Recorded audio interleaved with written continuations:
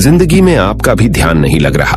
ज्यादा सोचने की वजह से बार बार आपको घबराहट होती है और आपका हृदय भी जोर जोर से धड़कता है और बार बार निगेटिव विचार आपके भी दिमाग में आते हैं। तो इस ज्यादा सोचने वाली बीमारी से बचने के लिए और इस बीमारी को दूर करने के लिए आज हम आपको एक बौद्ध भिक्षु की कहानी के माध्यम से आपकी समस्या का हल बताएंगे। तो आज के इस कहानी को पूरा देखें ताकि आप भी इस कहानी को सुनने के बाद आपकी समस्या से छुटकारा पा सके। तो चलिए आज के कहानी की शुरुआत करते हैं। एक बार चीन के एक हिस्से में बहुत बड़ा मठ था जहां लगभग 500 भिक्षु रहते थे। वो सभी अपने गुरु के मार्गदर्शन में खुद को जानने का अभ्यास कर रहे थे। एक दिन एक लड़का उस मठ में शिष्य बनने के लिए आया। उसने मास्टर से कहा, मास्टर, मैं खुद को जानना चाहता हूं। मैं सच की तलाश कर रहा हूं। मैं पता लगाना चाहता हूं कि सच क्या है। मास्टर ने उसकी ओर देखा और कहा कि अगर तुम सच जानना चाहते हो तो तुम्हें अपना पूरा जीवन दांव पर लगाना होगा। सच को जानने में तुम्हारा पूरा जीवन लग सकता है, फिर भी इस बात की गारंटी नहीं है कि तुम्हें इस जीवन काल में सच का पता लगेगा या नहीं। क्या तुम इसके लिए तैयार हो? शिष्य ने कहा। मास्टर, मैं यहां पीछे मुड़ने के लिए नहीं आया हूं, मैं इसके लिए तैयार हूं। गुरु ने कहा, अगर ऐसा है तुम एक काम करो, इस मठ में 500 भिक्षु है, तुम उनके लिए चावल कूटने का काम करो। बस सुबह से शाम तक चावल कूटने का ही काम करो और जब तुम थक जाओ तो सोने चले जाओ। फिर अगली सुबह उठकर चावल को कूटना शुरू कर दो। इसके अलावा कुछ और मत करना। किसी और चीज के बारे में मत सोचना। बस इस रास्ते पर चलते रहना और दोबारा मेरे पास मत आना। जरूरत पड़ने पर मैं खुद तुम्हारे पास आऊंगा। उस लड़के ने गुरु के आदेश का पालन करते हुए चावल कूटना शुरू कर दिया। उस मठ में 500 शिष्य थे। उन सभी को समय समय पर भोजन की आवश्यकता पड़ती थी, इसीलिए वह बहुत जल्दी उठ जाता था और रात को देर तक चावल कूटता रहता था। जब वह थक जाता तो उसी कमरे में सो जाता था जहां वो चावल कूटता था। वो किसी से बात नहीं करता था और ना ही कोई उससे बात करने के लिए उसके पास आता था। कुछ महीनों तक चावल कूटते हुए उसके मन में पुराने विचार आते रहे, लेकिन उन विचारों को कोई नया विषय नहीं मिला तो वह अपने आप ही मिट गए। धीरे धीरे उसके मन में विचार कम होने लगे। कुछ सालों के बाद तो वो अपना नाम तक ही भूल गया। वह हमेशा चुप रहता और विचारहीन अवस्था में बस चावल कूटता रहता। उसने ना तो कभी ध्यान किया था और ना कभी शास्त्र पढ़ा था। मठ के बाकी शिष्य उसे मूर्ख समझते थे। ऐसा करते हुए 12 साल बीत गए। 12 साल बाद एक दिन मास्टर ने घोषणा की, अब मेरा आखिरी समय आ रहा है और मुझे अपना उत्तराधिकारी चुनना है जो मेरे बाद मठ का मुखिया होगा। इसीलिए मेरा कोई भी शिष्य है जिससे लगता है कि उसे आत्म साक्षात्कार हो गया है और उससे खुद को जान लिया है, तो रात को मेरे दरवाजे के पास आकर इस दीवार पर कुछ पंक्तियां लिखें जिसमें उसकी जिंदगी का सारा अनुभव समाया हो। कई शिष्यों ने ऐसा करने के बारे में सोचा, पर मठ के प्रमुख शिष्यों में से एक ने वहां जाकर कुछ पंक्तियां लिखी। उसे बौद्ध धर्म ग्रंथों का बहुत ज्ञान था। सभी शिष्यों को लगता था कि वो इस मठ का उत्तराधिकारी बन सकता है। उसने लिखा था कि मन एक दर्पण की तरह है जिस पर विचारों और इच्छाओं की धूल जमा हो जाती है। इस धूल को हटाने के लिए ही ध्यान है। जिसकी धूल हट जाती है और मन का दर्पण साफ हो जाता है, वो मोक्ष को प्राप्त कर लेता है। अगली सुबह जब मास्टर उठे और उन्होंने इन पंक्तियों को देखा और उन्होंने कहा कि किस बेवकूफ ने यह सब कचरा मेरी दीवार पर लिखा है। वो शिष्य जिसने यह लिखा था वो चुप रहा। हालांकि उसने जो पंक्तियां लिखी थी वो ज्ञान से भरी थी, लेकिन यह सब किताबी ज्ञान था। वो शिष्य बहुत चालाक था। उसने पंक्तियां लिखी पर उसने नीचे अपने हस्ताक्षर नहीं किए, क्योंकि वो स्वयं इसके बारे में निश्चित नहीं था कि ये सही है या नहीं, क्योंकि उसे आत्म साक्षात्कार नहीं हुआ था। गुरु ने पंक्तियों को पूरी तरह से खारिज कर दिया। ये देखकर सभी हैरान रह गए। ये घटना पूरे मठ में चर्चा का विषय बन गई। इस विषय पर बात करते हुए 2 शिष्य उस शिष्य के पास से गुजरे जो 12 साल पहले यहां आया था और दिन रात चावल कूटता रहता था। दोनों की चर्चा सुनकर वह धीरे से हंस पड़ा। दोनों शिष्य ने उसे पूछा कि तुम क्यों हंस रहे हो? दोनों शिष्य की नजर में यह चावल कूटने वाला तुच्छ ही भिक्षु था।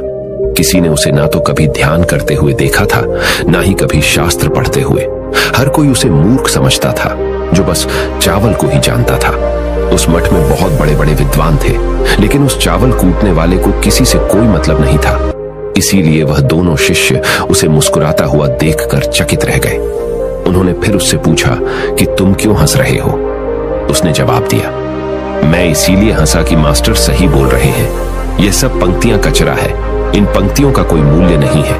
वो दोनों शिष्य चौंक गए। उन्होंने उसे पूछा कि क्या तुम ऐसी पंक्तियां लिख सकते हो जो इससे भी बेहतर हो। चावल पीसने वाले ने जवाब दिया, नहीं, क्योंकि मैं अनपढ़ हूं, लेकिन हाँ, मैं कुछ पंक्तियां कह सकता हूं। अगर तुमने उन पंक्तियों को तुम लिख सकते हो तो मैं तुम्हारे साथ जाने के लिए तैयार हूं। उन दोनों शिष्यों ने कहा, ठीक है। वे मास्टर के कमरे के पास गए और चावल कूटने वाले ने कुछ पंक्तियां बोली और दूसरे शिष्य ने उस दीवार पर लिख दिया और उन पंक्तियों के नीचे लिख दिया कि चावल कूटने वाला। उन्हें लगा कि मास्टर इस पर भी गुस्सा करेंगे। जो पंक्तियों उसने लिखने के लिए कहा था बहुत अद्भुत थी और वो पंक्तियां थी, मन तो बस एक का भ्रम है ना, तो मन है, ना ही मन का कोई दर्पण है। और जब मन ही नहीं है तो धूल कहां ठहरेगी। जो ये जानता है वो सच को जान गया। जब गुरु ने ये पंक्तियां देखी तो वे आधी रात को उठे और चावल कूटने वाले के पास गए। वह सो रहा था। मास्टर ने उसे जगाया और कहा कि ये लो, मेरी छड़ी और मेरे वस्त्र ले लो। आज से तुम मेरे उत्तराधिकारी हो, लेकिन इस मठ को छोड़कर कहीं दूर चले जाओ, क्योंकि इस मठ में बहुत सारे विद्वान हैं जो खुद को तुमसे ज्यादा श्रेष्ठ मानते हैं और वो तुम्हें मार देंगे। वो इस बात को बर्दाश्त नहीं कर सकते कि एक साधारण सा चावल कूटने वाला उनसे ज्यादा विद्वान निकला। तुम्हें वह सारा ज्ञान हो गया है जो मुझे है। तुम्हें यह सारा ज्ञान चावल कूटते कूटते हुआ है और मुझे पता है कि तुम जहां भी जाओगे लोग तुम्हारे पास आने लगेंगे, क्योंकि जब कोई फूल खिलता है तो उसकी महक हर तरफ फैलने लगती है। उसने अपने गुरु के पैर छुए और रात को ही वहां से चला गया। अगर हम अपनी जिंदगी में देखें तो पाएंगे बहुत से लोग सोचते हैं कि ध्यान केवल एक ही जगह बैठकर आंखें बंद कर ही किया जा सकता है, लेकिन हकीकत में ऐसा नहीं है। ध्यान तो चलते चलते भी किया जा सकता है। अपना कुछ काम करते हुए भी ध्यान किया जा सकता है। असल में ध्यान का मतलब यह है कि आप जो भी काम कर रहे हैं उसे अपनी शिद्दत से करें कि आपको आपके शरीर का ख्याल भी ना रहे। बिल्कुल उस चावल पीसने वाले की तरह जो चावल कूटने में इतना मग्न हो गया कि उसको खुद का कोई ख्याल ही नहीं रहा। उसने चावल कूटते हुए ही उसने आत्म साक्षात्कार प्राप्त कर लिया। हर समय वर्तमान में रहना और कुछ नहीं सोचना। मन तब तक ही है जब तक विचार है। जब विचार ही नहीं रहेंगे तो मन भी गायब हो जाएगा। जब मन ही नहीं रहेगा तभी तुम अपने आप को अच्छे से जान पाओगे। असल में हमें अपने वास्तविक रूप को जानने के लिए कोई अन्य साधना करने की आवश्यकता नहीं है। हम जो कुछ भी कर रहे हैं बस उसमें हमें पूरी तरह से खो जाने की जरूरत है। अपने काम में इस कदर से लीन हो जाओ कि आपका काम भी ध्यान बन जाए। ज्यादा सोचने वाले लोगों के लिए दूसरी रहस्यमयी कहानी अब हम आपको बताएंगे। तो चलिए कहानी की शुरुआत करते हैं। एक गांव में एक आदमी रहता था जो ताले तोड़ने के मामले में एक्सपर्ट था, यानी कि जहां कहीं भी ताले तोड़ने की बात आती थी या लॉक को खोलने की बात आती थी तो उसका नाम सबसे पहले लिया जाता था। एक दिन कुछ समझदार लोगों ने उसकी परीक्षा लेनी चाहिए और उसको बता दिया गया कि आपको इस जगह पर इस तारीख को आना है और ताले को तोड़ना है। जब वह समय के अनुसार तय दिनांक को वहां पहुंच गया तो उसको प्रतियोगिता के नियम समझा दिए गए। आपको एक बॉक्स में बिठा दिया जाएगा और उस बॉक्स को पानी में उतार दिया जाएगा। आपको ताला खोलकर बाहर आना होगा। इस बीच आपको लगता है कि लॉक आपसे नहीं खुल पाएगा तो आप इमरजेंसी बटन को दबा सकते हैं और ऊपर आ सकते हैं, लेकिन आप प्रतियोगिता में हार जाएंगे। उसने सभी नियमों की हां कर दी और पानी में चला गया। जैसे ही वह पानी में पहुंचा तो उसने जेब में से एक तार निकाला और लॉक को खोलने की कोशिश करने लगा। 4 से 5 बार कोशिश करने के बाद वह बार बार विफल हो रहा था, लेकिन उससे लॉक नहीं खुल रहा था। अब ज्यादा समय तक पानी में रहना उसके लिए और भी मुश्किल था, क्योंकि सांस रोकना आसान नहीं था। फाइनली उसने अपना पूरा दिमाग लगाया और एक बार अंतिम प्रयास किया। वह विफल हुआ और उसने इमरजेंसी बटन दबा दिया। धीरे धीरे ऊपर आने लगा। पानी के ऊपर आए बॉक्स को बाहर निकाला गया और हल्का सा धक्का देकर खोला गया। वह अचंभित हो गया कि एक बार भी मेरे दिमाग में यह ख्याल क्यों नहीं आया कि मैं इसको धक्का देकर खोलूं। हो सकता है कि ये लॉक ही ना हो। तो यही होता है, जब हम भी बहुत ज्यादा सोचते हैं तो इसका खामियाजा हमें भुगतना पड़ता है। कभी कभी ना सोचने से भी जवाब मिल जाता है। इसलिए किसी ने कहा है कि जो कुछ नहीं करते वह कमाल करते हैं। जी हाँ दोस्तों, यह बात बिल्कुल सही है। कभी कभी दिमाग को जब हम शांत रखते हैं और ठंडे दिमाग से सोचने की कोशिश करते हैं तो हमें बेहतर समाधान मिल जाता है। अब हम आपको बताएंगे कि ज्यादा सोचने की यह बीमारी के मुख्य कारण क्या है, जिससे आपको ज्यादा सोचने की बीमारी हो जाती है। अत्यधिक सोच के कुछ मुख्य कारण। पहला कारण, वर्तमान से ज्यादा भूतकाल या भविष्य के बारे में ज्यादा चिंता करना। आप जो काम अभी कर रहे हैं उससे ध्यान हटाकर अपना ध्यान बीते हुए समय या आने वाले समय पर लगाएंगे तो आप ओवर थिंकिंग के शिकार होते जाएंगे। दूसरा कारण, काम का ज्यादा तनाव होना। जब वर्कलोड ज्यादा होता है तो दिमाग भी तेजी से चलने लगता और यह तनाव का रूप ले लेता है और दिमाग में वो विचार भी आने लगते हैं तो काम से संबंध ही नहीं है और लोग ओवर थिंकिंग के शिकार हो जाते हैं। तीसरा कारण, डर का बना रहना। जब व्यक्ति के अंदर डर होता है, जैसे नौकरी छूट जाने का डर, प्रमोशन न होने का डर, काम में असफल हो जाने का डर, पैसे न मिलने या डूब जाने का डर, व्यक्ति इस डर को लेकर कल्पना करता रहता है। भले ही ऐसा न होने वाला हो, लेकिन धीरे धीरे यह डर उसे जरूरत से ज्यादा सोचने पर मजबूर कर देता है। चौथा कारण, कॉन्फिडेंस की कमी। जब व्यक्ति में किसी काम को करने के प्रति उलझन बनी रहती है तो कॉन्फिडेंस कम होता जाता है, जिसके चलते नकारात्मक विचार दिमाग को घेरना शुरू कर देते हैं और व्यक्ति ज्यादा सोचना और चिंता करना शुरू कर देता है। पांचवा कारण, चीजों के बारे में सकारात्मक से ज्यादा नकारात्मक विचार। जब व्यक्ति छोटी छोटी बातों के नकारात्मक पहलू के बारे में ज्यादा सोचना शुरू कर देता है तो धीरे धीरे व्यक्ति ओवर थिंकिंग का शिकार होता जाता है। क्या ओवर थिंकिंग यानी अत्यधिक सोच से छुटकारा पाया जा सकता है? तो इसका जवाब है जी बिल्कुल।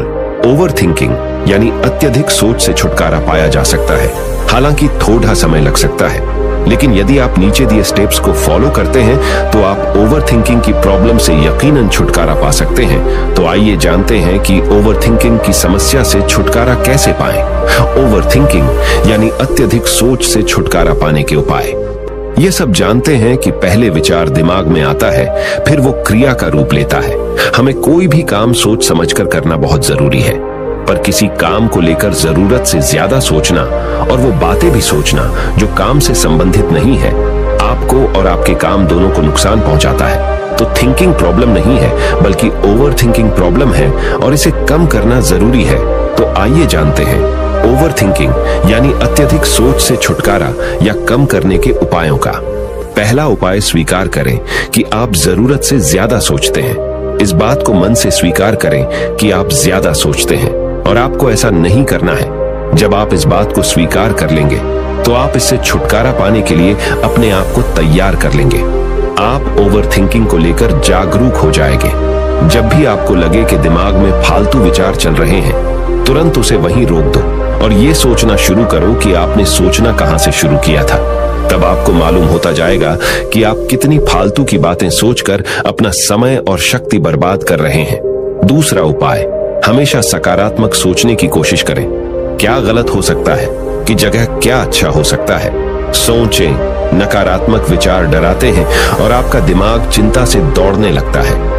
जब आप उन नकारात्मक चीजों पर ध्यान केंद्रित करने लगते हैं जो कहीं हो गई, तो तब आप दिमाग के गुलाम हो जाते हैं। लेकिन जब आप सकारात्मक रूप से सोचते हैं तो दिमाग आपका गुलाम होता है। सकारात्मक रहने का मतलब यह नहीं है कि आप चीजों के सिर्फ एक पहलू को देखें, बल्कि सही और गलत दोनों पहलुओं को देखना जरूरी है।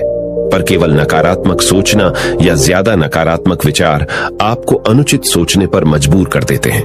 तीसरा उपाय, योग, ध्यान और व्यायाम करें। योग, ध्यान और व्यायाम मस्तिष्क और शरीर को स्वस्थ रखते हैं। ध्यान काफी लाभदायक है, इसे अपने जीवन का हिस्सा बनाएं। चौथा उपाय, वर्तमान क्षण में जीने की कोशिश करो। कभी कभी लोग बीती हुई बातों या घटना के बारे में ही सोचते रहते हैं और तनाव में आ जाते हैं। इसी प्रकार जो समय आने वाला है उसे लेकर भी इतनी चिंता करते हैं कि तनाव में रहते हैं। तनाव में दिमाग हावी हो जाता है और फालतू बातें सोचने लगता है। जो समय बीत गया है उससे सीख लो, जो आने वाला है उसकी तैयारी करो। लेकिन यह आप तभी कर सकते हैं जब आप वर्तमान में रहें। इसलिए आप जो अभी कर रहे हैं तो पूरा ध्यान उसी पर लगाओ। पांचवा उपाय, जो बात आपको परेशान कर रही है उसे लिख लें। आपके सोचने के तरीके और आपके महसूस करने के तरीके के बीच एक मजबूत संबंध है। आपके सोचने का तरीका आपकी भावनात्मक स्थिति को प्रभावित करता है और आपकी भावनात्मक स्थिति आपके सोचने के तरीके को प्रभावित करती है। तो जो बात आपको परेशान कर रही है उसे लिख लें। अब उस बात के बारे में यह लिखें कि यह आपको क्यों परेशान कर रही है। अब अपने आप से प्रश्न करें कि क्या इस समस्या का हल परेशान रहना है।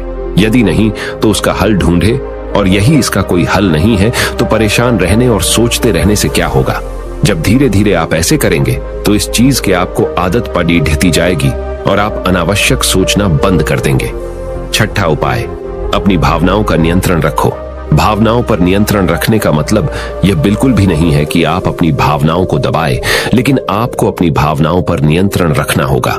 जब आप अपनी भावनाओं पर नियंत्रण रखते हैं तो हकीकत को देख पाते हैं। अनियंत्रित भावनाएं दिमागी विचारों को बेफजूल गति प्रदान करती हैं। सातवां उपाय, चिंता नहीं चिंतन करें। चिंता ओवरथिंकिंग को जन्म देती है और चिंतन क्रिएटिविटी को जन्म देता है। फालतू सोचने की जगह कोई कहानी, कोई लेख, कविता या कुछ रचनात्मक सोचें। आठवां उपाय, अपने पसंद की चीजें करें। जब भी आप फ्री हो तो कोई भी ऐसा काम करो जिसे करना आपको अच्छा लगता हो।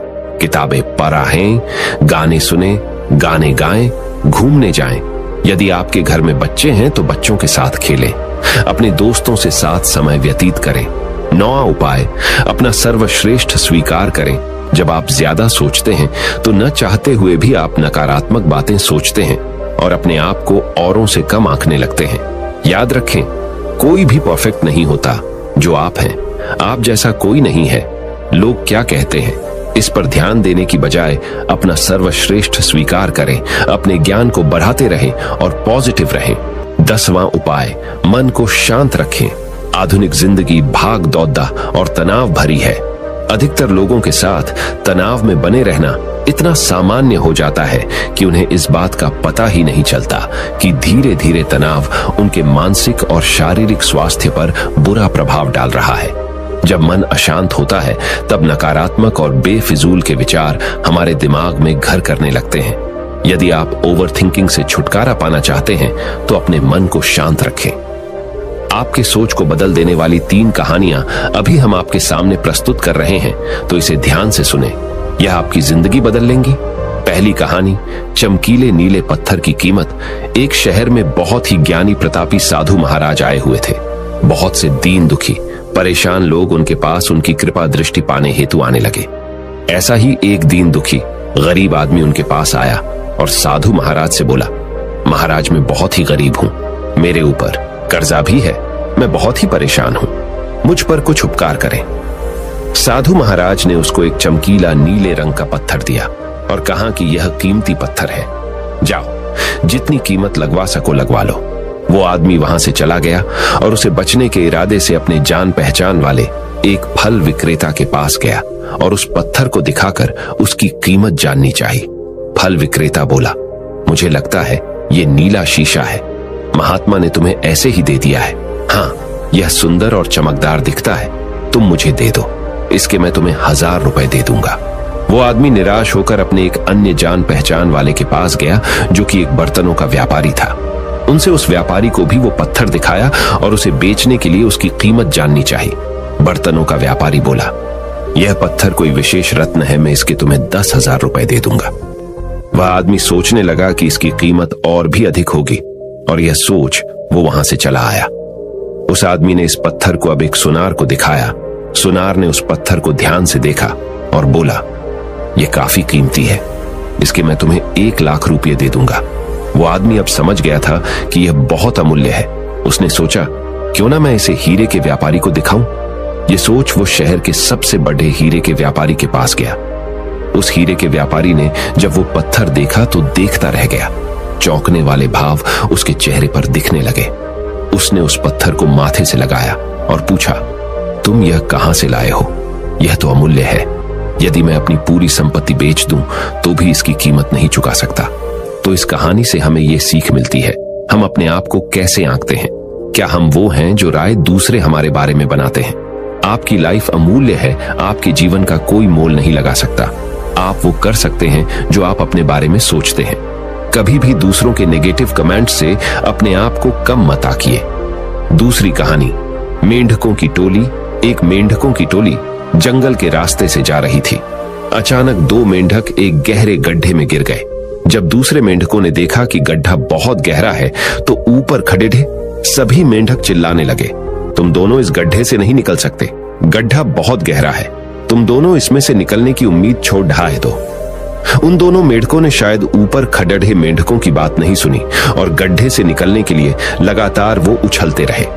बाहर खड़े मेंढक लगातार कहते रहे, तुम दोनों बेकार में मेहनत कर रहे हो, तुम्हें हार मान लेनी चाहिए, तुम दोनों को हार मान लेनी चाहिए, तुम नहीं निकल सकते।